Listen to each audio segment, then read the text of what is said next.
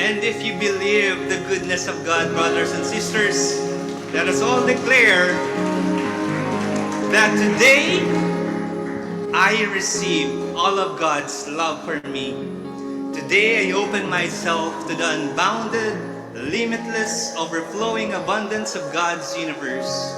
Today I open myself to God's blessings, healing, and miracles. Today I open myself to God's Word so that I become more like Jesus every day.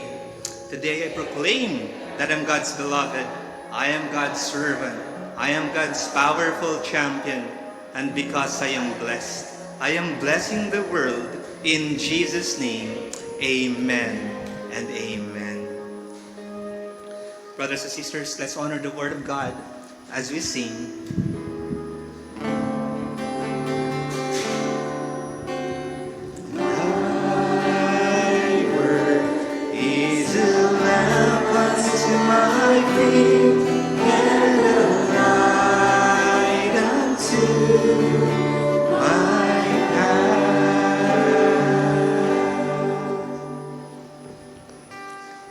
Brothers and sisters, we are now in our second talk of our talk series, More Than Enough.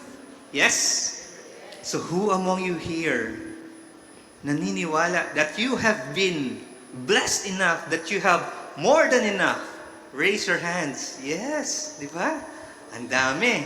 And sino naman dito yung tingin nila, papunta pa lang sila doon.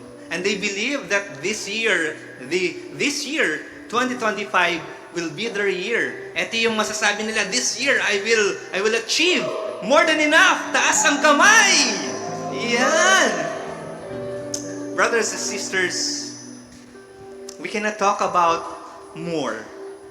Hindi natin pwedeng pag-usapan yung term na more if we don't talk about the source of all that is more. And that is God's generosity. Amen? Kailangan pag-usapan natin, saan ba yung source nitong lahat ng mga natatanggap natin, mga blessings, itong more, no? And that is because of God's generosity. And here is our passage for today. Let me read this for you. Jesus said, look at the birds. They don't plant or harvest or store food in barns, for your heavenly Father feeds them. Look at the lilies of the field, and how they grow. They don't work or make their clothing, yet Solomon in all his glory was not dressed as beautifully as they are. Brothers and sisters, today we celebrate the Feast of Santo Niño, Bata.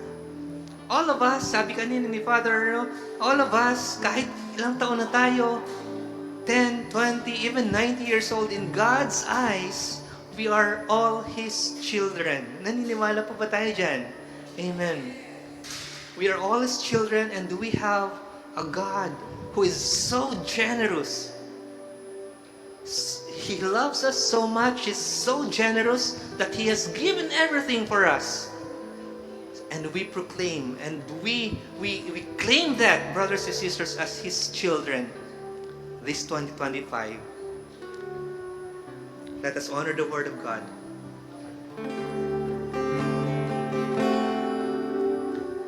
Thy Word is a lamp unto my feet, and a light unto my path.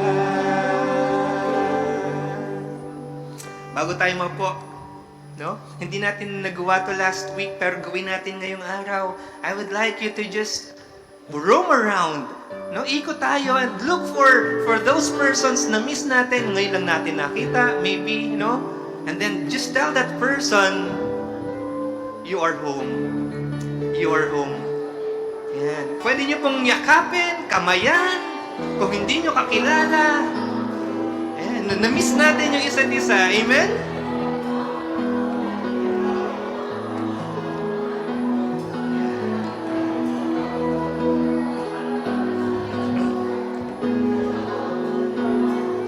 You are home. You are home.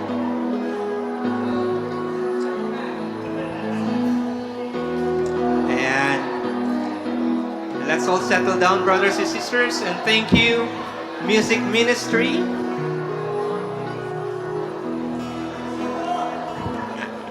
You are home. Ups.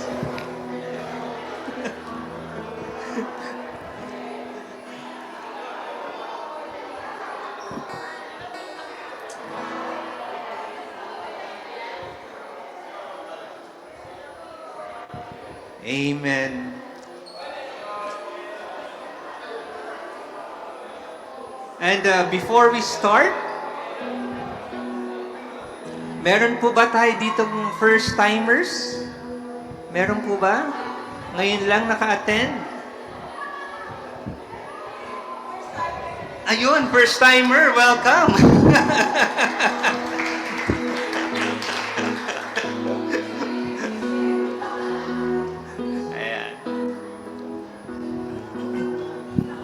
Yung iba talagang ayaw pang mopo, na-miss talaga nila yung isa't isa, no? Tagal natin hindi nagkita, 1 taon.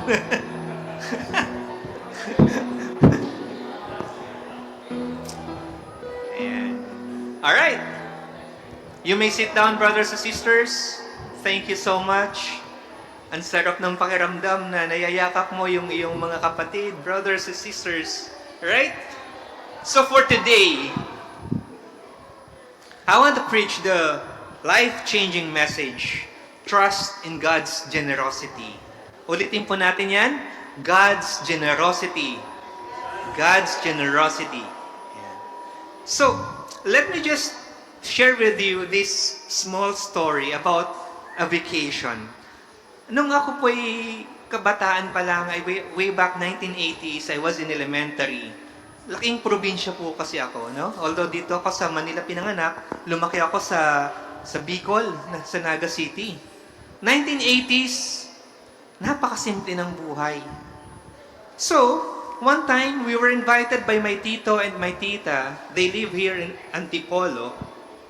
And they invited us to spend yung summer sa kanila. Sabi nila, dito kayo magbakasyon, summer. Masaya dito, malamig, di ba, Antipolo? And during those times, brothers and sisters, pag ikaw, meron kang bahay, may property ka sa Antipolo, anong ibig sabihin nun? May kaya ka, no? May pera ka, mayaman ka. Ako bata naman ako noon, wala akong alam, basta bakasyon, sige, punta kami ng Manila, punta kami ng Antipolo, and lo and behold, pagpasok namin, pagdating namin, yung mga kapatid ko, 2 kong kapatid, no? Ang laki ng bahay ng tito ko. Ang laki. Yan. And, yan, parang ganyan ako kaliit noon, no? Pagpasok kong gano'n, wow! Mansion! Ang laki! Yung lote, merong bakanting lote dito. Tapos doon sa bakanting lote nandun, merong malaking basketball court. Ang laki ng bahay. 3 sasakyan sa likod ng bahay, merong pang lap pool. But to me, brothers and sisters, yung lap pool na yon, para na siyang Olympic size para sa akin. No, makakapag-swimming. Wow! Makakapaglaro ng basketball. Pwedeng magbisikleta doon sa lawn. Pagdating namin, pagpasok ko sa loob ng bahay, wow! Doon sa kanilang sala, may TV. Heaven for me. Lumaki po ako na walang TV sa bahay namin. Kaya every time makakakita ako ng TV, kahit ngayon, palagi akong niloloko ng wife ko pag pumupunta kami sa mall. Alam ko kung saan ka pupunta. Doon po, sa bilihan ng mga appliances, kung nasaan yung mga malalaking TV. Kasi naging, ano ko yan anong tawag mo dito? Obsession ko yata. Pagpasok ko doon sa loob ng bahay, wow, ang laki ng TV ng tito ko. At hindi lang yon, sa ilalim, Betamax. Andun yung Betamax, lahat ng mga tapes, beta tapes, ang gaganda ng mga palabas. It was heaven for me. I have an all-day access to all TV stations, sa lahat ng mga magagandang pelikula. At hindi lang yun. Sabi ng tita ko, oh kids, magmerienda muna kayo. Punta kami dun sa may kitchen area. Binuksan niya yung kanyang cupboard, no? Buksan niyang ganun. Lumuha yung mata ko. Punong-puno ng pagkain, no? Iba't ibang klaseng chips, chocolates, Sa akin, brothers and sisters, kabataan ko, ang chocolate lang sa akin, chocnut. Yung mga nabibiling tig sisinko, tig Gigi's, no? Yun lang yung candy para sa akin. Nakita ko, M&M. Sarap. Hershey's. Cadbury. Lahat mga, ang tawag pa nun, PX goods, di ba? Yung mga imported goods, PX. Chips. May Oreo ang chips ang sa akin, Skyflakes. Pero nakita ko doon, iba-ibang klaseng chips. Meron pang, sa akin, cheapy lang eh. Pero nung nakita ko doon, yung bang mga mga cheese curls, basta yung mga hindi ko maalala, basta alam ko, mahal, masarap, imported. Kompleto yung brothers and sisters. Wow! Ang sarap. It was like heaven for me. Brothers and sisters, the reason why I am sharing this with you, because when I saw my tito's house, kung saan kami nagbakasyon, I remembered that experience, no? I remember the world in the opening of the Bible in Genesis. Ano po ito, no? We had a glimpse of the Garden of Eden. Ano ba yung nandun sa Garden of Eden? God has given everything to Adam and Eve. Lahat yan. Pagkain, mga animals, lahat ng gusto mo nandyan, no? It was a world where God was the generous host. Pag-aari niya lahat, pero lahat yon binigay niya para kay Adam and Eve. And they were His guests. Everything that Adam and Eve, that man could ever think of, that they can ever need, lahat doon and doon. It was all because of the boundless generosity of God. Man had a boundless joy because of God's generosity. Amen? Ang sabi lang ng Diyos sa tao ng mga panahon na yon, you have one job. And this is your mission. This is your job. This is your task. To keep the party going.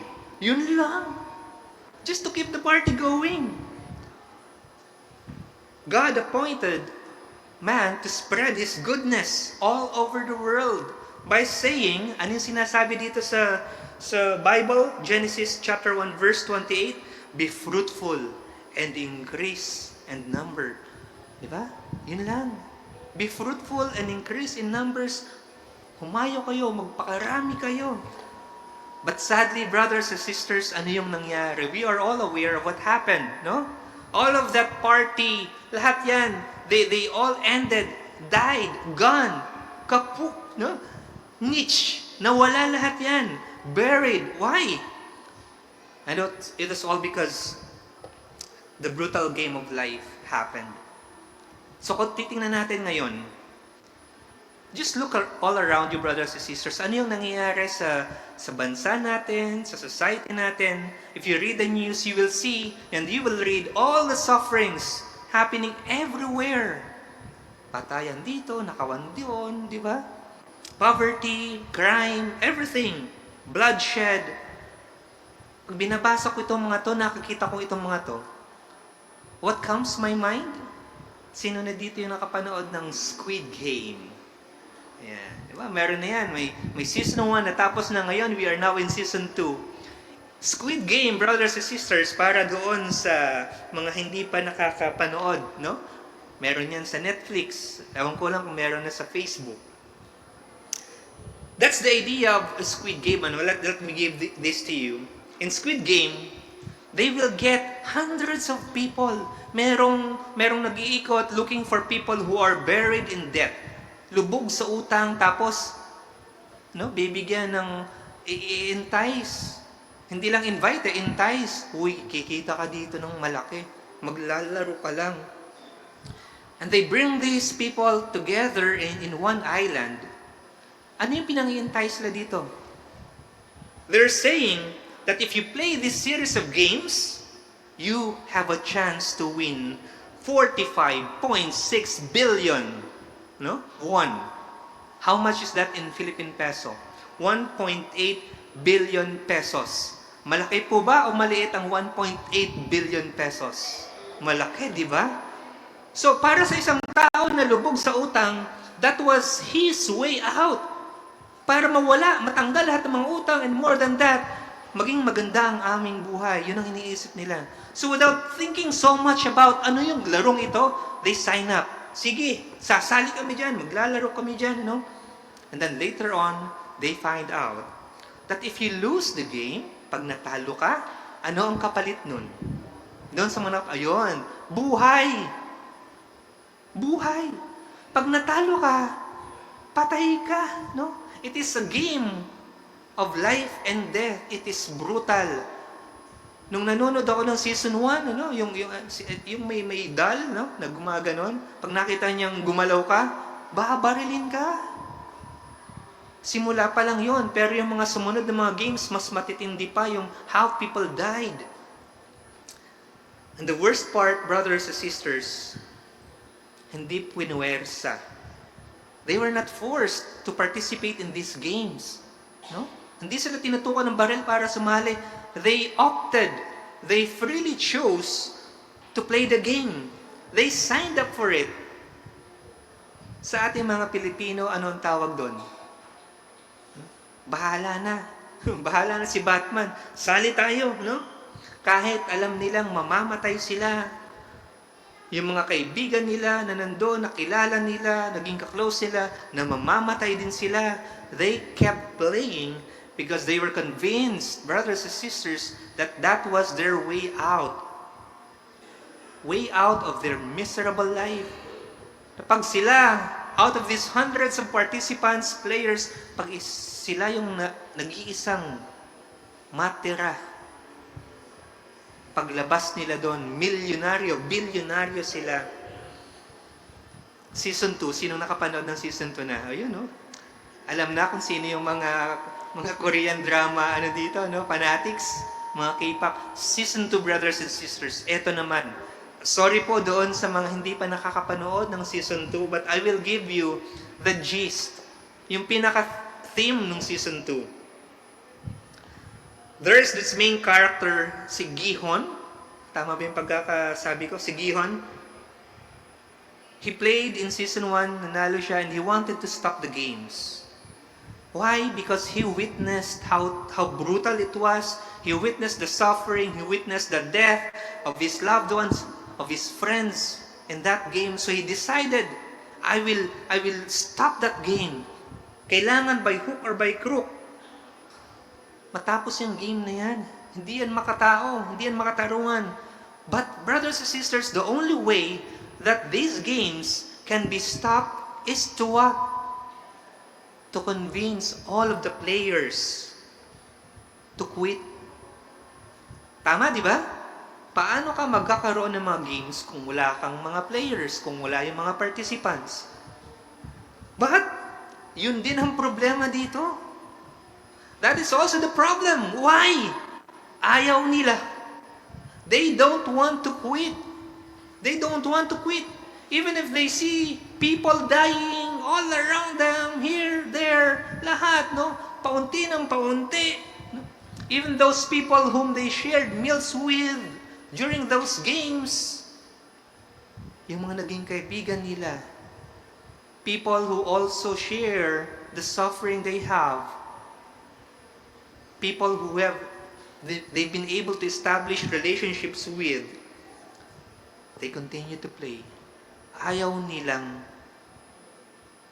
mag-stop doon sa games, Why? We have reasons. One reason, they're blinded by greed. Ang iba sa kanila, iniisip, gusto mo lang akong mag-stop para ikaw ang manalo. 1.8 billion pesos, saang kamay ng kung sino mo makukuha yan. Dito, manalo lang ako, 1.8. No, I will not stop. I need that money. But at the same time, brothers and sisters, they are also gripped by fear. Natatakot sila. Pag ako nag-stop, ibig sabihin, babalik ako doon sa aking lumang buhay. Baon na naman ako sa utang. Hahabulin ako ng mga naniningil sa akin. Hindi ko na naman alam kung saan ko kukunin yung aking pagkain sa susunod na araw. Fear. Takot. Greed. And fear. they come hand in hand. And this is the fact, brothers and sisters, behind all greed is the fear of scarcity. Anong ibig sabihin ng scarcity? Kakulangan. Natatakot sila na hindi pa enough kung anong meron sila, na kulang na kulang. Kaya kailangan nilang kumuha pa ng kumuha. And isn't this the perfect picture of our brutal world today, brothers and sisters? Almost all man-made problems of the world are because of this. Caused by greed and fear. Saan nga ba nagsimula? No? Tatanungin natin sa Brother Alex, paano nga ba nagsimula? Saan pumasok ang greed and fear? When in fact, God created us to be like Him, to be generous. And we all go back again to Genesis. The very first book in the Bible. The writers of Genesis, they thought about this, they meditated on this, and gave us this answer. And they were saying that maybe, perhaps, baka ang Diyos, no? God is keeping His abundance from you. Ipinagkakait ng Diyos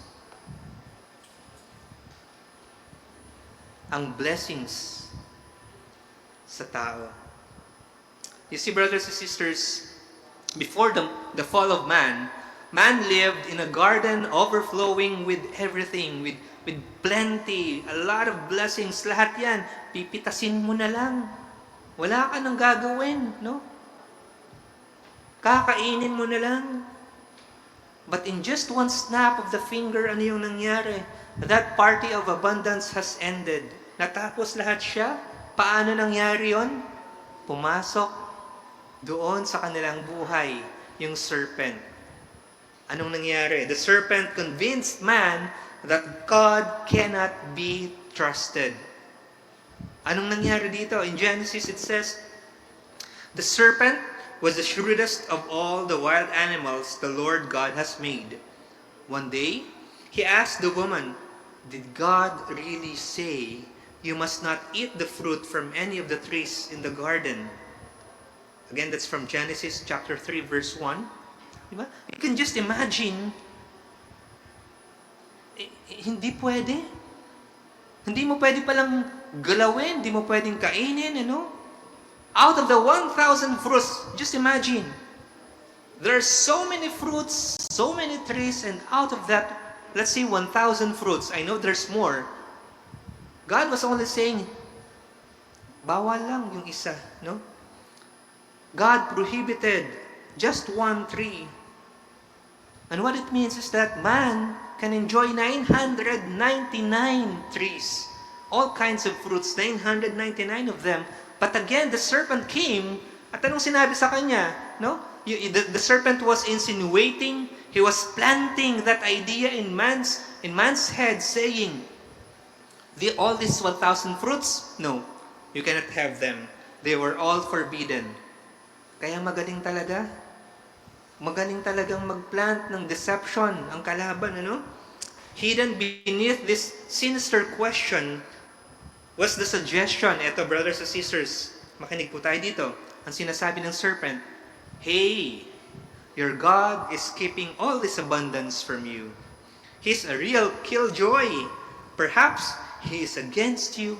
Perhaps he doesn't like you. Minsan nararamdaman po natin yan, di ba? Minsan nadilimutan natin yung mga blessings natin, tapos meron tayong pinagdadasal na hindi natin makuha-kuha. Iniisip na minsan, ayoko na, susuko na ako, ayaw na sa akin ng Diyos. Kasi hindi niya binibigay yung pinapanalangin ko. God doesn't like me. Ano naman yung sinabi ni Eve, no? Sabi ni Eve, hindi pwede. Mamamatay kami pagka yan kinain namin. No? Anong sabi nitong serpent ulit?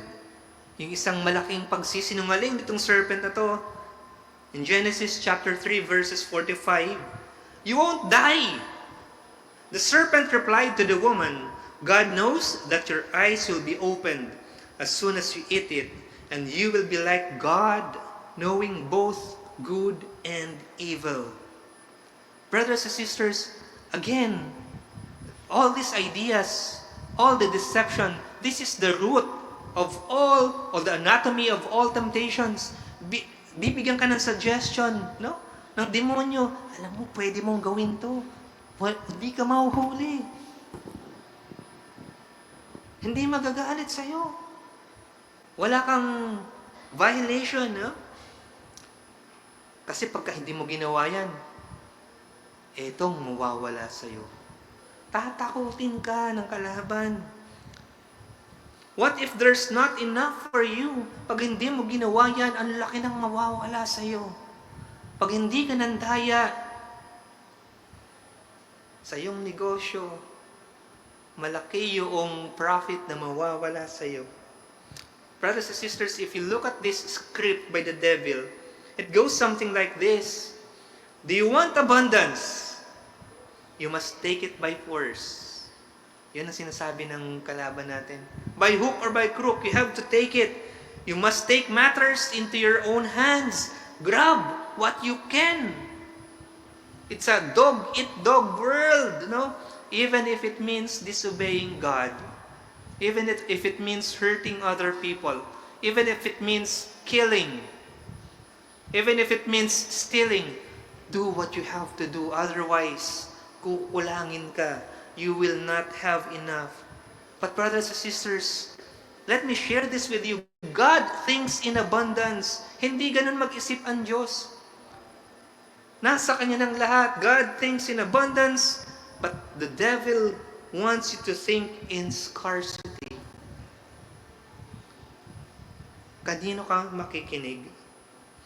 This scarcity mindset will blind you to the abundance that God has already provided for you, that God has already prepared for you. Yes, minsan yung hinihingi natin sa Diyos, no? Yung promotion na gusto natin, yung increase na gusto natin, minsan hindi pa binibigay. So we feel like, kulang na. Ano nang gagawin natin ngayon? Di ba? So anong gagawin mo? Sisiraan mo ngayon yung office mate mo. Kasi gusto mo ikaw yung mauna doon sa promotion. Because of that scarcity mindset. But again, brothers and sisters, God does not think that way. God thinks generously. Sometimes we don't see how blessed we are. How blessed we are that we already have what we needed. Why? Because we are often, or a lot of times in fact, we are gripped by fear. Natatakot tayo. Honestly, brothers and sisters, minsan, when my wife and I talk about it, naiisip din namin yun eh. Let me share this small secret with you. Before I became a feast builder, nagkaroon po ng interview, series of tests, and then I had time to reflect. Alam niyo, brothers and sisters, guilty din pala ako sa ganun. Sabi ko doon sa interview, palagi kong iniisip kasi siguro hindi naman masama na ganun isipin, pero yun yung palaging pumapasok sa akin. Paano pag may mangyari sa akin? Paano yung iiwan ko sa wife ko, sa anak ko, di ba? Do we have enough? Do we have enough savings? Am I able to provide enough so that in case something happens to me? Is it wrong? Is it right? I don't know. But I felt that kulang siguro yung trust ko sa Diyos, no? But when reading this talk this week, brothers and sisters, realize ko nga, God is a God of generosity and we have to trust in Him. Why? Again, siguro I was gripped by fear, and this fear, sometimes, to some of us, it will cause us to fight tooth and nail. Di ba? Kailangan ipaglaban mo para makuha mo yung gusto mo. Like a starving animal. Parang ganun yung pumapasok na idea, no? Kailangan patayan kung patayan, even if it means hurting the people around you. And more so, even if it means hurting even the people you love. Yung mga kapamilya. Di ba? Nag-aaway dahil sa pera. I'm talking about money. This is my big question. I'd like you to look at your behavior towards money. Ikaw ba, kapatid? Are you living in a squid game? Or are you living in God's house? Everything starts with our thoughts. Everything starts here. Why? Because what we think matters. Lahat ng iniisip natin, importante yan, it matters. Meron nga sinasabi, be careful, no, with what you think. Because what you think happens. Nangyayari. Nagtatranslate yan into words. Be careful with your words. Why? Because your words translate into actions. Di ba? Be careful with your actions because your actions translate into your destiny. Be careful with your destiny because it is your fate. It all starts here with your thoughts. Kaya nga minsan, pag tayo, di ba, sino dito nakaka-relate na yung may kakilala, tapos mapag-uusapan ninyo negosyo, pera, they will think about, how do I grow my income? Hindi naman masama yun, di ba? But again, brothers and sisters, everything starts here in our thoughts. And growing your income is not a matter of talent or intelligence or education. Yes, they can help, but there's more to it. Why? Because I know, marami akong kakilala, mga kabatch ko, no? Yung iba, sobrang talino, pero nasaan sila ngayon? Hindi maganda yung buhay. Yung iba, sabi ko nga, pag nakikita ko iba kong kabatch, ba, lower batch to, pero ano sila ngayon? Presidente ng kumpanya nila, may-ari ng mga malalaking negosyo. Why? Because it doesn't necessarily mean that if you are good intellectually, you have the right education, therefore, magiging successful ka kaagad. No. I believe, brothers and sisters, growing your income is first about having an abundance mindset. Can you say that again? Abundance mindset. Why? Because your perception is your reality. It creates your reality. Tama po ba? Di ba? Maraming ganun. Na-imagine mo pa lang, ito yung mangyayari. At yun ang nangyari. Last week, nandun kami, nasa isang tour kami kasi kagagaling lang namin sa 25th year wedding anniversary, you know. Salamat po. Tapos nandun kami sa isang tour, sabi ng tour guide doon sa bus na sinasakyan namin, now we go to the raffle. Alam nyo, nasa isip ko na agad, kami ang mananalo dyan. Pero hindi ko sinishare yon kay Sister Maui. Meron siya yung app na, yung ruleta na app. Tapos sabi niya doon sa isang namin kasama sa tour, oh, madam, pindutin mo po yan. Pero ano yan, English na Laos siya eh. So pinindot. Oh, diikot ngayon, tapos number 8. Paglagay doon, number 8 lumabas, Maria Maureen Flores. Panalo kami. Nanalo kami ng, ano to, yung chips, yung banana chips. Kala nyo laki, no? At sorry po, ubos na rin po yung banana chips. Sabi ko kay sister wife, alam mo, naisip ko na again, tayo ang mananalo. Kaya tinawag yung pangalan niya, hindi na ako nabigla. Kasi pumasok na sa isip ko, I claimed it, kami ang mananalo. Ayun sa second raffle, hindi ko na maklaim. Kasi tinanggal na yung pangalan namin doon sa ruleta. Ayaw na kaming manalo ulit. Pero everything starts in your thoughts, brothers and sisters. Your perception creates your reality. Your beliefs determine your behavior. And I'm sure you've met a lot of successful people, brothers and sisters. Napaka-ordinary. Katulad nga sinasabi ko kanina, yung yung kabatch ko ng high school, yung mindset ko kasi dati pagka nandun ka sa lower batch, nandun ka sa honor section, no? Lahat ng mga successful nandoon. Pero ngayon, hindi. Yung nandun sa lower batch, sila pa ngayon yung talagang mga leaders in the society. Imagine, sila yung mga very successful in their businesses. Kaya dati na nilisip ko, ano yung meron sila na wala ako? Mas matalino naman ako sa kanila. More gifted naman ako sa kanila. No? But one thing is sure, brothers and sisters, they have that mentality, that abundance mindset. They did not quit. They set their minds upon something, whatever it is. They did not quit despite all of the odds. And they succeeded. Abundance. They made their dreams come true. And if you believe, brothers and sisters, you will do too. Amen? Sabihin mo sa sarili mo, I believe. Yeah. With more conviction, I believe. Yes, I will do too. Kung ano man yan, ang plano mo sa 2025, just believe. Have the right mindset and you will succeed. Brothers and sisters, pinag-uusapan natin yung abundance mindset. I'd like to share with you these two mindsets. One, an abundance mindset fueled by greed. And then the other one is the abundance mindset fueled by generosity. Punta tayo doon sa number one. Pwede. You can also be rich. You can get very rich with that mindset, no? Of greed, being greedy. Fueled by greedy.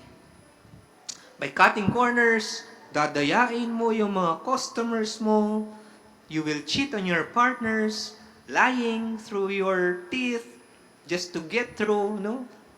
Magbabribe ka sa mga government officials, yes, you can be rich, but at what cost? The second, abundance mindset.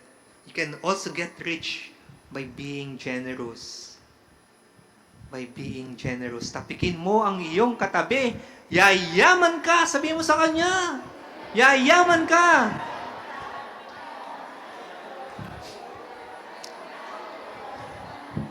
Tapikin mo yung isang katabi mo ulit. Sabihin mo sa kanya, basta generous ka. Amen. Amen. This is what we want. This is what we like. We want to get rich. Yes, but through generosity. We serve our customers, our boss, our employees. We give them the best of what we can do. The best experience, the best service, no? Excellence in everything that we do.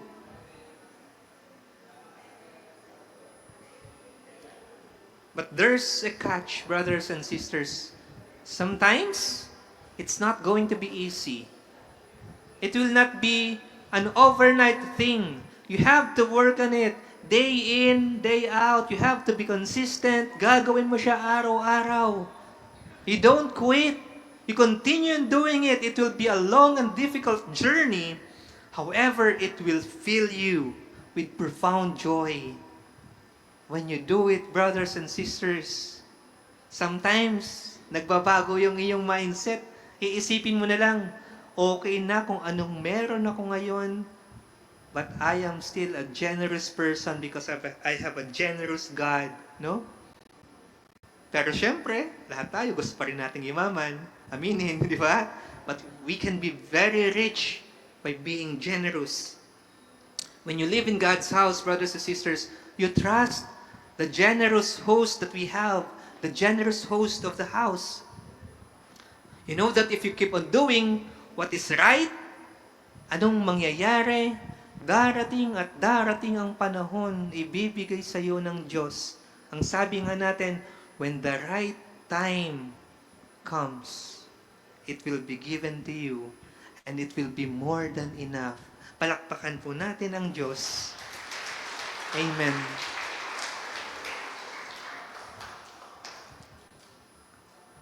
I am reminded of this movie nung pauwi na kami dito. Ang pangalan nitong movie na to, Flaming Hot. Kung napanood na po nyo itong movie nito, it's about one person, he used to be a janitor of yung gumagawa ng Cheetos, Frito-Lay, no? It's about a story of a Mexican living in the 1980s, and during those times it was hard for people like him because society looks down on their type of yung sa mga ethnicity, no? So the best thing that they can do is either to be gangsters or pwede silang mamasukan, pero yun yung mga trabaho nila. Yung mga maliliit, yung mga janitor, yun yung kaisipan eh. But you know what, brothers and sisters? I'm not sure if this is a true story kasi when I was reading about this movie, a lot of claims, they were saying, hindi half true lang siya. Hindi naman talaga nangyari, but the person, the main guy here, his last name is Montañez, no? Si Richard Montañez. He was saying that he invented yung hot chili na Cheerios, na Frito-Lay. Kasi dati noon, bland ang lasa.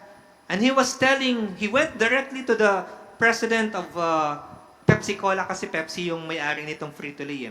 And then he gave this business idea about tapping yung ibang market. And he was saying, you have a big market, untapped market, the Latino market, and all of them, they love their food, chili, hot, super hot. So siya yung gumawa ng ingredients, siya yung gumawa ng recipe, and then finally, no, they introduced to the market. And it was successful. It was successful. So from being a janitor, Richard Montañez was promoted to an executive for multicultural market.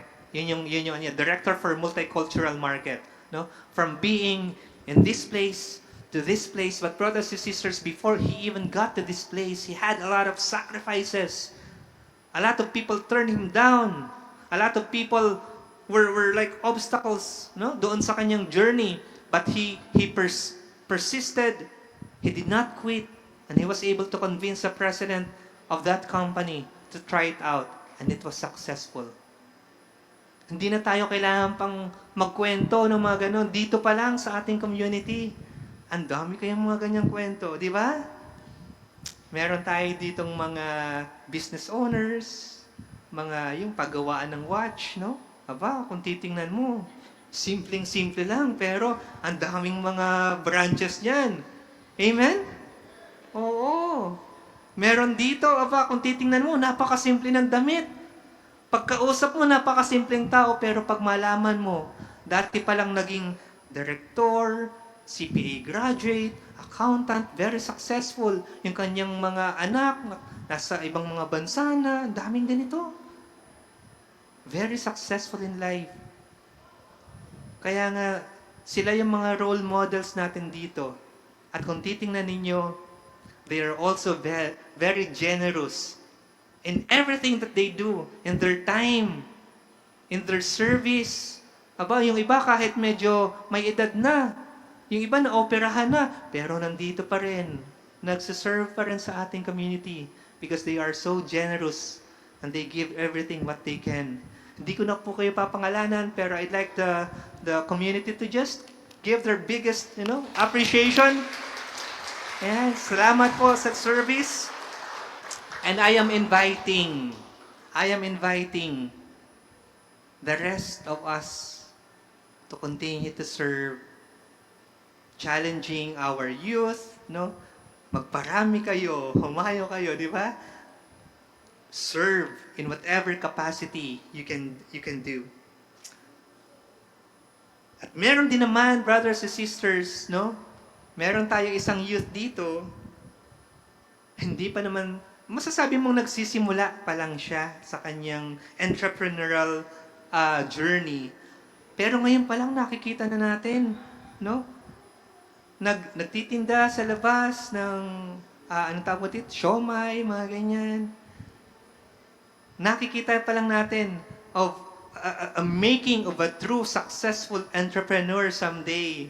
Yan. So, let's all support one another at i-claim na natin yung being successful na entrepreneur na yan. Amen? And I want to end the talk, brothers and sisters, with part 2 of my story.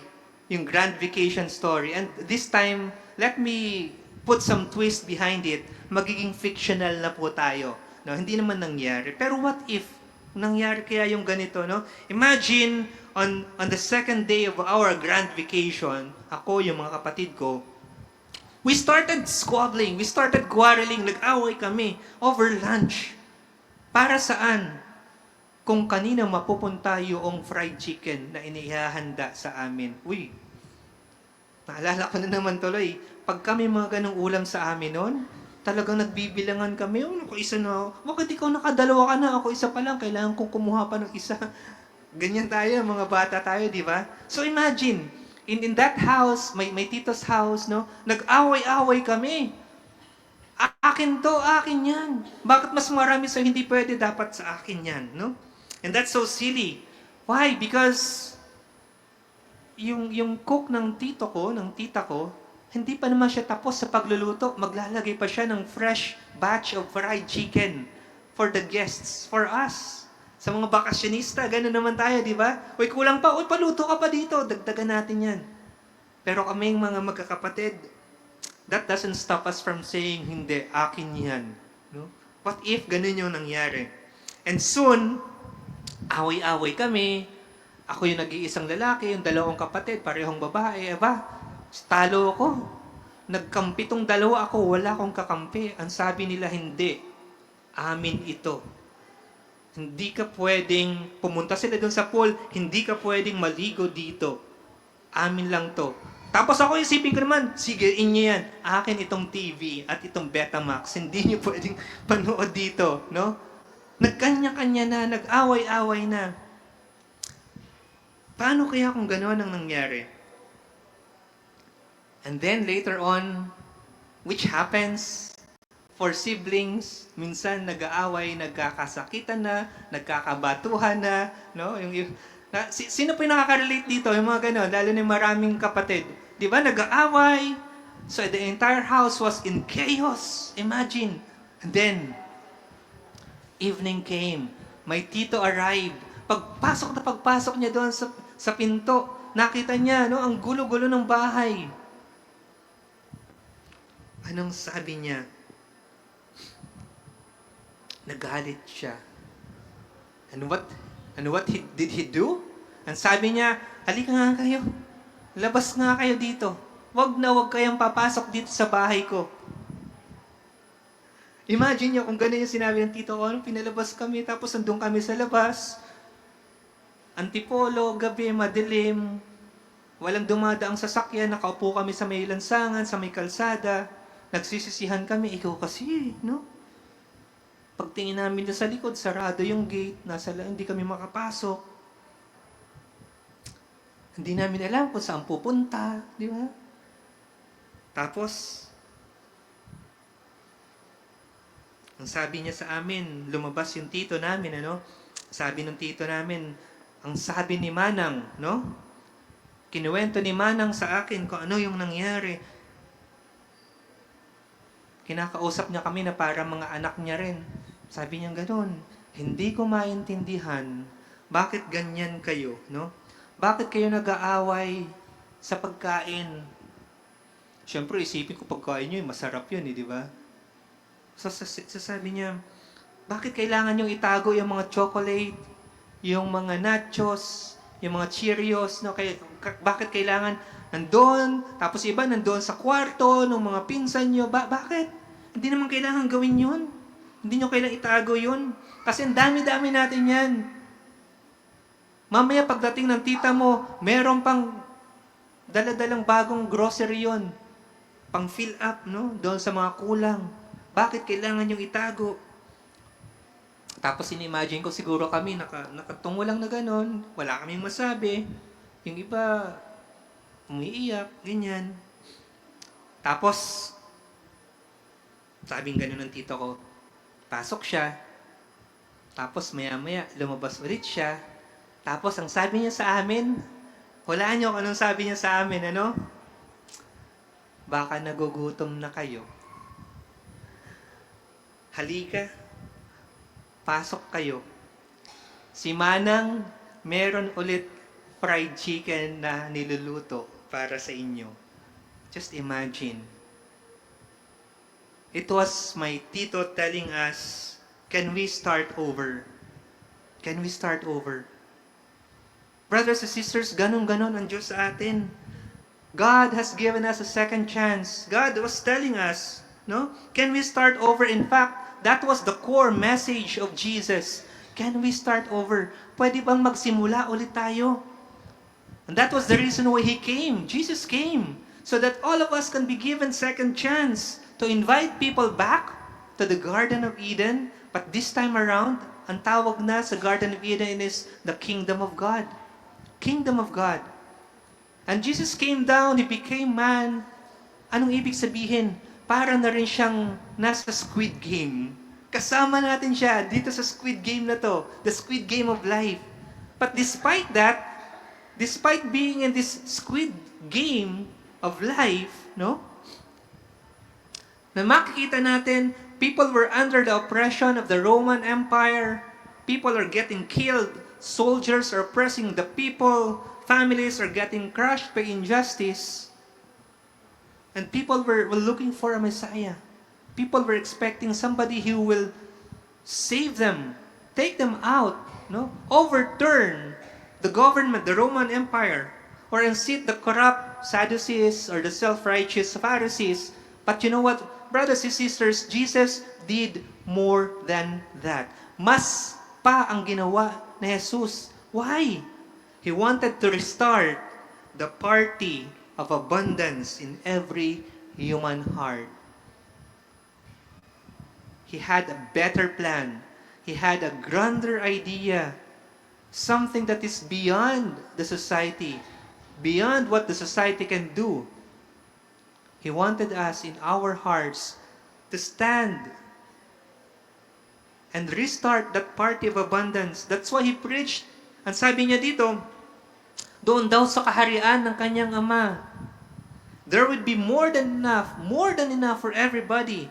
Look at the birds. They don't plant or harvest or store food in barns, for your heavenly Father feeds them. Look at the lilies of the field and how they grow. They don't work or make their clothing, yet Solomon in all his glory was not dressed as beautifully as they are. Anong ibig sabihin nito? Brothers and sisters, Jesus believed that the real scarcity is not just caused by lack of resources. It is also caused by a lack of trust in God. Minsan, kulang lang talaga ang pagtitiwala ng tao sa Diyos. Kaya doon pumapasok yung greed, doon pumapasok yung fear. Kasi people will think they have to take matters into their own hands and start hoarding and realizing that they don't trust God. Let us all remember the two enemies of fear and greed. Ano po ba ito? Trust and generosity. Only trust can conquer fear. Can you tell the person beside you, only trust can conquer fear? At tapikin mo naman yan, uling nasa kabila, sabihin mo sa kanya, only generosity can conquer greed. Kaya kapatid, magtiwala ka and be generous. And you know what? Jesus showed the way to generosity. Paano? He trusted His Father. He trusted His Father by dying on the cross. Imagine, hindi niya, pwedeng sabihin niya na, ayoko, hindi ko gusto, no? Hindi ko gagawin yan. But Jesus trusted His Father enough to go down to earth, to be with us, and to die on the cross. That's why, brothers and sisters, this generosity exposed the heart of humanity bent towards selfishness. Pinakita nito yung difference, no? It exposed the hearts of the religious leaders who took advantage of the poor. It exposed the hearts of the Pharisees who cared more about the law than those being excluded by it. Jesus' generosity exposed those truths. Jesus lived in abundance. Do you believe that, brothers and sisters? Sobra-sobra. Kaya naman, He allowed Himself to go through all those sufferings and to sacrifice Himself and die on the cross, sacrificing Himself even to His enemies. Alam niya, wala siyang kasalanan. Alam niya, ang sabi nga, di ba, in the Garden of Gethsemane, ang sinasabi, pwede, humingi lang siya ng angels doon sa kanyang Ama sa langit, and the angels will go down and save him. Pwede niya sanang ginawa yun, and yet, He opted not to do it. He sacrificed Himself to His enemies. And today, brothers and sisters, Jesus is calling each one of us here and now. Jesus is calling you to sacrifice, to die to yourself. And the question is, brothers and sisters, can we do that? Kaya ba natin yon? Magagawa ba natin yon? Can you sacrifice yourself to Him? Will you sacrifice yourself to others? And will you trust His generosity? Yesterday, all of the leaders of the community, we went through the Jesus encounter. And that's the same question. Same question yun. Iba lang yung atake, iba lang yung pagkakasabi, but it is the same. All of us, we disciple. We become disciples, and we also disciple others. It is the same way. When you disciple, you give yourself, you die slowly to yourself because you give yourself to others. And that is the true meaning of being generous. Will you trust God's generosity, brothers and sisters? Please stand up. May I invite you to prayer. We will have our next session, sometime April or May, and in our JE, in the next session, we would like to invite those who are not able to attend, of course, the members of the ministry, because it's the same. It's the same challenge. It's the same calling. God is calling each one of us by our names to continue to serve, to be generous through our service, through our talents, through our finances, financial support, lahat po yan. And we trust God that as we give ourselves to Him, as we give more to Him, we trust God that He will also take care of us. In fact, He already did. Ang ginagawa lang natin ngayon, ibinabalik lang natin kung ano ang nararapat para sa Kanya. So today, we thank Jesus for His generosity, boundless generosity. In the name of the Father, and of the Son, and of the Holy Spirit. Amen. Jesus, thank you for being the ultimate example of generosity. You gave your life to us, Jesus. You could have opted not to do it, but you still did. And for that, maraming salamat po. Guide us, mentor us, lead us, show us the way. For it will not be easy for us as we answer yes to be like you, Jesus. As we want to be generous to others with our time, with our talent, with our treasure. May we respond to your generosity the same way that you have shown us what real generosity should be. Jesus, we want to live our lives with selflessness and compassion. We would like to share the love that you have shown us to others.